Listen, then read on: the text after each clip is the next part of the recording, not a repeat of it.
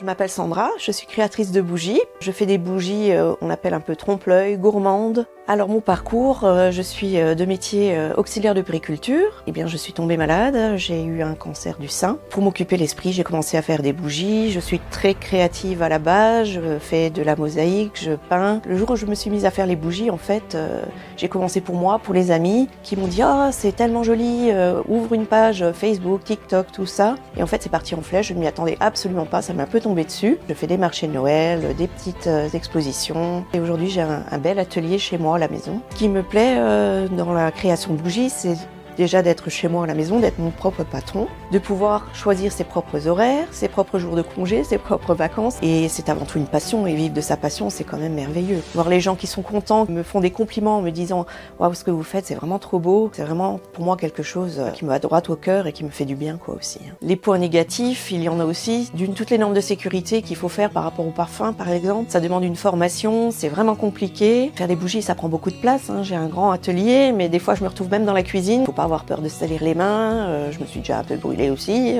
Faire très attention puisque évidemment c'est brûlant quoi.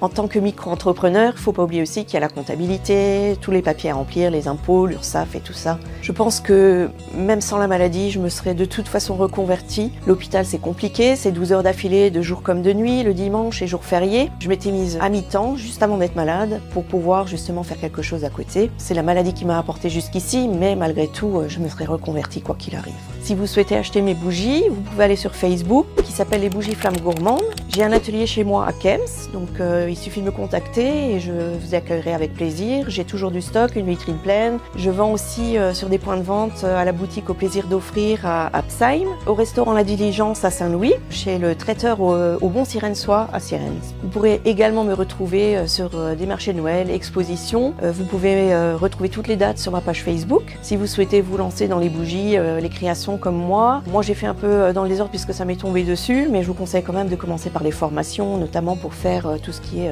CLP, ce sont les normes de sécurité. Vous pouvez retrouver également mes créations exposées au restaurant La Croix d'Or à Sierentz. Pour le plaisir des yeux, on ne peut pas les acheter, mais vous pourrez profiter et déguster leurs bons plats. C'est vraiment un bon restaurant. J'aimerais remercier aussi tous ceux qui m'ont un peu aidé, soutenu, encouragé pour faire ces créations. Et je pense notamment à mon amie Régine, mes enfants, Cyril et Laura. Et voilà, le restaurant La Croix d'Or, c'est vrai que depuis le début, ils m'ont bien soutenu aussi, encouragé et exposé mes créations.